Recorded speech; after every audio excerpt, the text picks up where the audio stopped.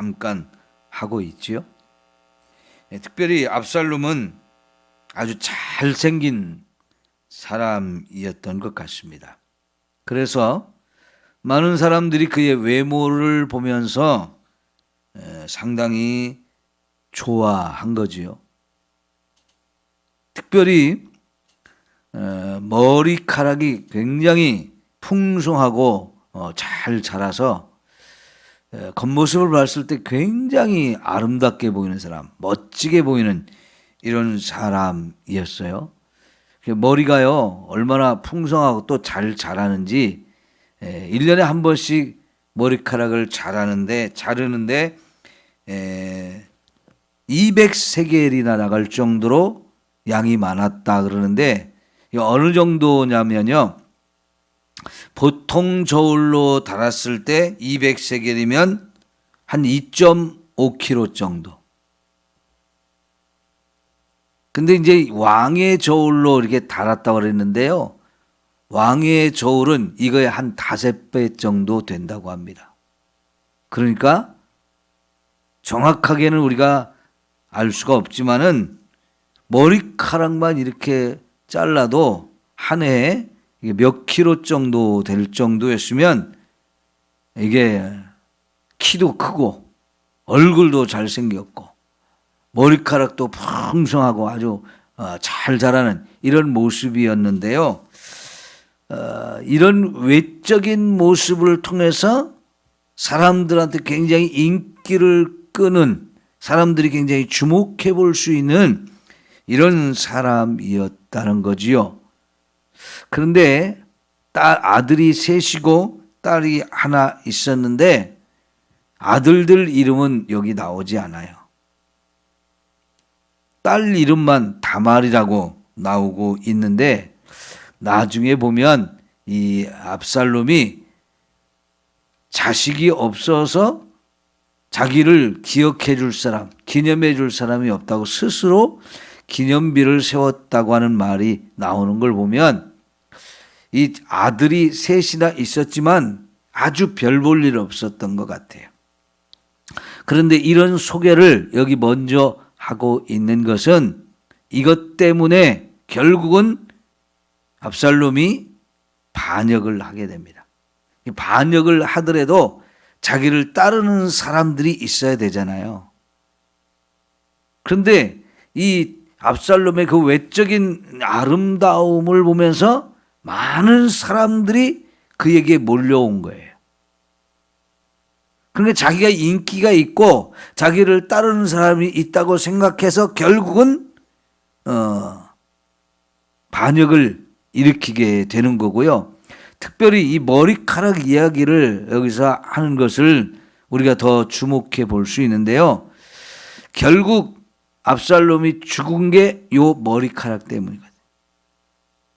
말을 타고 숲을 막 지나가는데 가지에 나뭇가지에 이 머리카락이 확 껴버린 거예요. 그리고는 말이 확 지나가 버리니까 나뭇가지에 대롱대롱 매달려 있다가 내려오지 못하고 결국 죽음을 당하거든요. 그러니까 지금 이 압살롬은 자신의 출중한 이 외모 그리고 그 멋있는 머리카락 이런 것 때문에 교만하고 자만해진 거죠. 이것이 결국은 자기를 죽음에 이르게 하는 원인이 된 것을 볼 수 있어요. 자, 그래서 이제 28절부터는 구체적으로 이 압살롬이 반역을 위해서 어떤 일을 하고 있는지를 이제 우리가 소개를 하고 있는데요. 우선 28절에 보면 압살롬이 이태 동안 예루살렘에 있으되 그랬어요.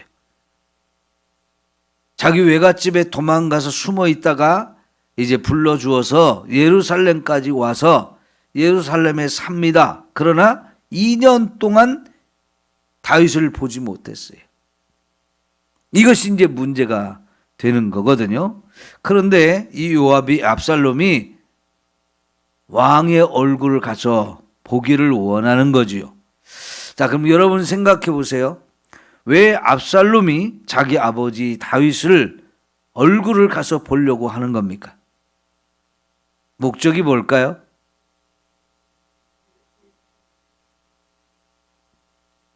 아버지와 아들이니까 봐야 되는 거 아닙니까? 뭐 그건 아주 평범한 겁니다. 지극히 당연한 거예요. 그런데 그동안 못 본 이유가 뭡니까? 죄를 지었으니까요. 너무나 큰 죄를 지었기 때문에 이 죄 문제를 해결해야 되는 것이 아버지와 아들 사이에 지금 가장 큰 문제라는 말이죠. 그러면 여러분, 상식적으로 생각하면 이 압살롬이 다윗을 가서 보러 갈 수 있어요, 없어요? 다르게 물을게요. 다윗을 보러 가려면 어떻게 해야 됩니까? 가서 다윗 앞에 얼굴을 보고 싶으면 어떻게 해야 돼요? 자신의 죄를 회개해야 되죠. 아버지한테 가서 제가 잘못했습니다. 저 좀 용서해 주세요. 제가 너무 큰 죄를 범했습니다 하면서 회개하고 가면 아버지가 받아주겠습니까? 안 받아주겠습니까? 당연히 받아주지요. 근데 지금 이 압살롬이요, 다윗을 보기는 봐야 되겠는데 이 회개할 마음이 없어요. 그럼 뭐 때문에 아버지를 보러 가려고 하는 걸까요? 이 죄 때문에 왕자의 자리를 잃어버리고 인정을 못 받는 거잖아요. 그 왕자의 자리, 이거를 회복하고 싶은 거예요. 여러분 32절이 되게 길은데요, 끝에 보면 이 압살롬이 요압에게 하는 말이 뭡니까? 이제 내가 나로 하여금 왕의 얼굴을 볼 수 있게 하라. 내가 만일 죄가 있으면 왕이 나를 죽이시는 것이 옳으니라. 이런 말을 하는 것은 뭡니까? 자기 죄를 인정도 안 하고 회개도 안 하는 거지요. 내가 정말 죄를 졌으면 왕이 나를 죽이는 게 맞지 않느냐?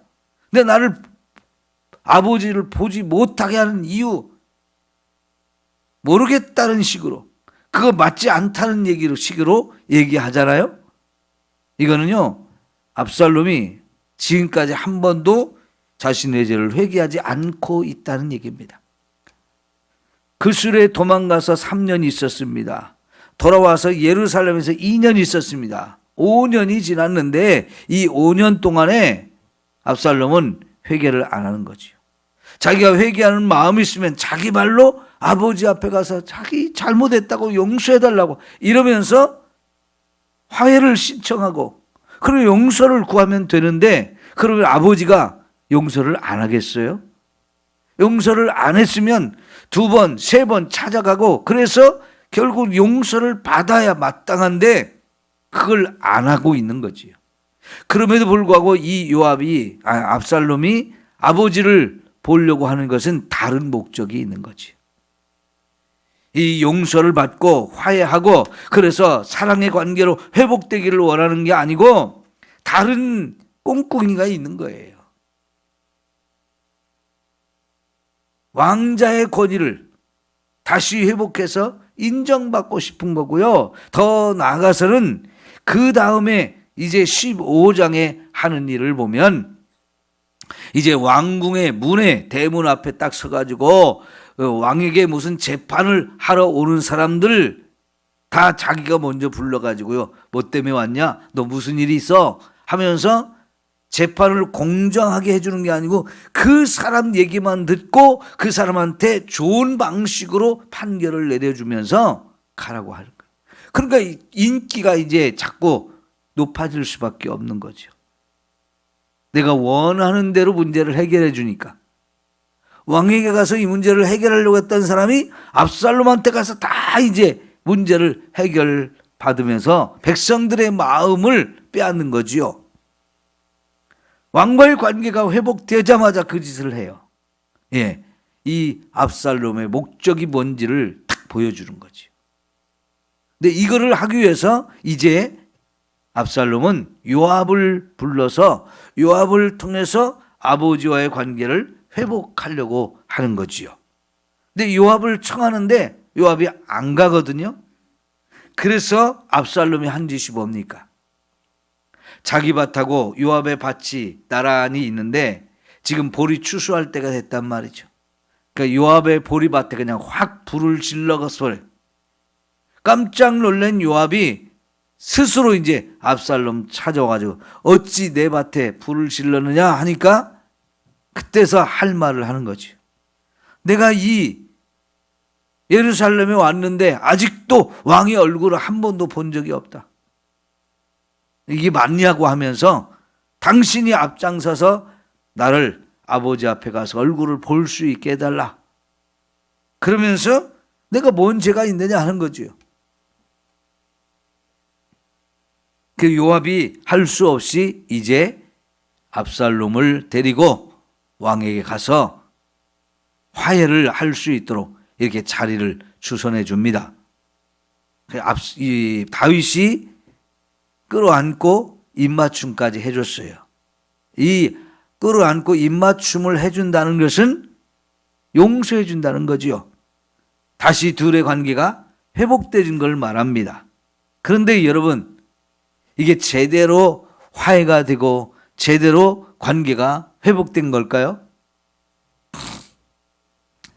진짜 이 문제가 깨끗하게 해결되려면 결국은 이 압살롬이 자기의 죄를 회개하는 거예요. 그래야 문제가 확실하게 해결이 되는 거지요. 그런데 그 말씀 속에도 여기 마지막 말씀에도 역시 압살롬은 회개했다는 얘기가 없는 거지요. 이렇게 문제가 덮어지면 어제도 말씀드렸잖아요. 또 튀어나오는 거죠. 그죠? 용수철 튀어나오는 것처럼 그냥 살짝 덮어놨을 뿐이에요. 겉으로 보기에는 회복된 것 같고 용서받은 것 같지만 내가 죄인인 것을 인정을 안 하는데 뭔 죄가 있고 뭔 용서받아요. 아니 자기가 떳떳하면 뭐가 문제가 돼서 아버지를 가서 못 보는 겁니까? 그런데도 이 압살롬은 여전히 자신의 죄를 인정하지 않고 회개하지 않았어요. 여러분, 우리가 누가복음 15장에서 탕자의 비유가 나오잖아요. 이 탕자가 정말 못된 아버지, 못된 아들이에요. 특별히 아버지에게 너무나 큰 잘못을 범했어요. 그렇지만 그 아들이 돌아올 때는 뭐라고 그랬어요? 아버지요, 내가 하나님과 아버지께 큰 죄를 범했습니다. 철저하게 회개했어요. 난 이제 아들의 자격도 없습니다. 종으로라도 좀 받아주십시오. 나 배고파서 못 살겠어요. 나 그냥 종의 자리만 해도 좋으니까 받아주세요. 이게 진짜 회개하는 모습이죠. 그죠? 근데 아버지는요, 처음부터 그 아들의 죄를 전혀 문제 삼지 않으려고 했어요. 그냥 돌아오면 된다고. 얼마나 많이 기다렸습니까? 죄를 범한 아들이에요. 너무나 잘못한 아들이에요. 그러나 아버지의 사랑은 그 죄를 충분히 덮고도 남는 사랑이기 때문에 집을 나간 그때부터 기다리기 시작했죠. 그리고 저 멀리 오는 걸 보면서 가장 먼저 알아보고 달려가서 그냥 끌어안고, 왜 그래요? 그냥 다 용서해 준 거죠.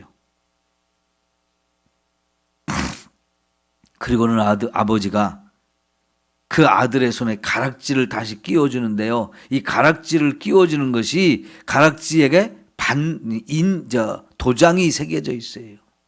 이 도장을 찍으면 뭐든지 할 수 있는 권한이 생기는 건데요. 이제 아버지의 재산을 마음껏 또 쓸 수 있는 그 아들의 자격을 회복시켜 주는 거죠.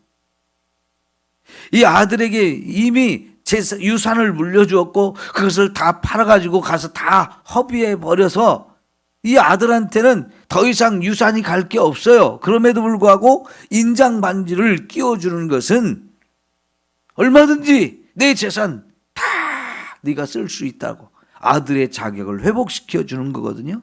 그 용서하면서 끌어안고 입 맞추고 그러는 거지 않습니까? 지금 이 압살롬은 억지로 아버지한테 가서 그냥 용서받는 것이 되어지지만 자신의 죄를 하나도 인정도 안 하고 회개도 안 하고 그냥 덮어버린 것에 불과합니다. 그러니까 아까 말씀드린 대로 이 압살롬의 목적은 죄는 이제 문제가 아니고요. 아들의 자격, 잃어버린 아들의 자격을 회복하고 싶은 거예요. 그 왕자의 자리, 그게 보통입니까? 그게 어마어마한 권세잖아요. 그거를 회복하고 싶은 거고 그 다음에는 아버지에게 반역을 해서 이 아버지를 죽이거나 쫓아내고 자기가 그 자리를 차지하고 싶은 이 큰 욕심이 있었기 때문에 아버지를 보려고 했던 거죠. 무섭습니다. 여러분, 우리는 이 말씀을 통해서 하나님이 우리와의 관계를 얼마나 회복시키고 싶어 하시는지를 우리가 보아야 합니다. 나중에 우리가 예레미야서 같은 데를 보면 이스라엘 백성들의 죄에 대해서 하나님 무서운 심판을 내리신다고 하죠. 끊임없이 반복해서 또 말씀하고 또 말씀하고 이 선지자 보내고 저 선지자 보내면서 계속 이 너들의 죄가 지금 너무 크다고 회개하지 않으면 내가 너에게 큰 벌을 내린다. 나라도 망하게 하고 성전도 다 파괴되고 너희들을 저 먼 나라까지 포로로 끌고 가서 거기서 너희를 다 고생을 하게 할 거다. 이런 이야기를 계속합니다. 그런데 여러분, 이런 이야기를 하는 이유가 뭘까요? 회개시켜서 관계를 회복하고 싶으신 거지요. 관계를 회복해서. 그래서 정말 다시금 하나님과 이 백성 사이에 진실한 사랑과 은혜를 부어주셔서 그렇게 이 관계가 회복된 가운데서 살기를 원하시는 거예요. 그러나 이스라엘 백성이 그 하나님의 마음을 이해하지 않고 더 죄를 짓고 더 완악하게 하고 더 배반하는 이런 삶을 살다가 결국은 하나님이 그들에게 큰 진노를 내리셔요. 너무나 안타깝죠? 그런데 여러분, 그렇게 많은 사람이 죽고 나라가 완전히 망하고 많은 사람이 포로로 끌려가서 온갖 고생과 수모를 당하게 되어질 때에 결국은 그때 가서야 깨닫잖아요. 아, 우리가 왜 이런 꼴을 당하는가? 아, 죄 때문에 그렇지.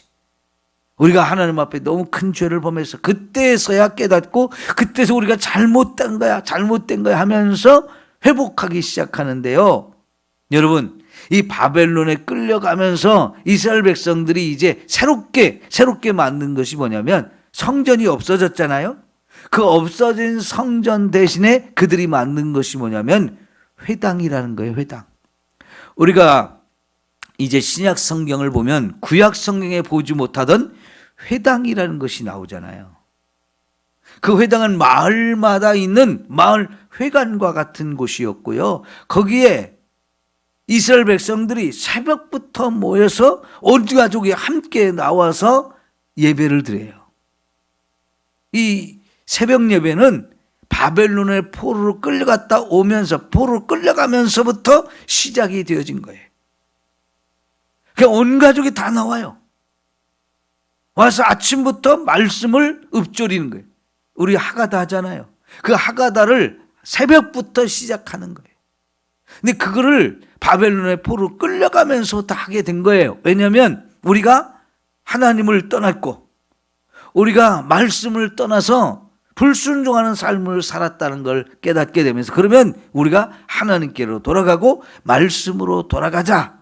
그래서 이들이 이제 생각한 것이 이제 성전이 없으니까 그럼 어떻게 하지? 마을마다 자기들이 사는 곳에 가까운 곳에 이렇게 회당을 짓고 거기에 새벽마다 모여서 이렇게 말씀을 읊조리면서 이제 우리 말씀대로 살자. 그래서 자녀들에게도 끊임없이 그 회당에서 말씀을 가르치는 거예요. 마을의 공동체가 모여서 유대인끼리 모여서 회의도 하고 자녀도 교육하고 또 예배도 드리고 이런 일을 종합적으로 하는 것이 회당인데요. 이게 자기들의 죄를 깨닫고 이제 우리 어떻게 살까? 믿음으로 살아야 된다. 그걸 위해서 만든 게 회당이었거든요. 여러분, 이거는 철저하게 죄를 깨닫고 회개한 다음에 나오는 방법이었어요. 그래서 결국 하나님과의 관계가 회복되어지고 그래서 그들을 돌아오게 해주시는데 돌아와서 하나님의 은혜를 다시 누리게 되거든요. 그러니까 여러분, 우리도 자식들 키우면서 말을 안 들으면 어떻게 해요? 매를 치잖아요. 매를 쳐요. 왜요? 그 전에 수없이 경고를 했어요. 그거 안 된다. 잘못하는 거야. 하지 마. 말 안 들으면 벌 받아. 하면서 계속 경고를 하다가 그래도 안 들을 때 이제 마지막으로 매를 치거든요. 근데 매를 맞고 나야 정신이 차리면서 이제 회개를 하잖아요. 근데 여러분, 신앙생활 하면서 병이 들었다. 뭔가가 안 되고 있다. 자식들이 속을 썩인다. 이런 문제가 생기면 우리는 이것이 하나님께서 나에게 매를 치는 것이 아닌가, 이걸 돌아봐야 돼요. 혹시라도 하나님이 나를 매를 치는 거라면 내가 정신 바짝 차려가지고 회개하고 하나님 앞에 바로 서야 되잖아요.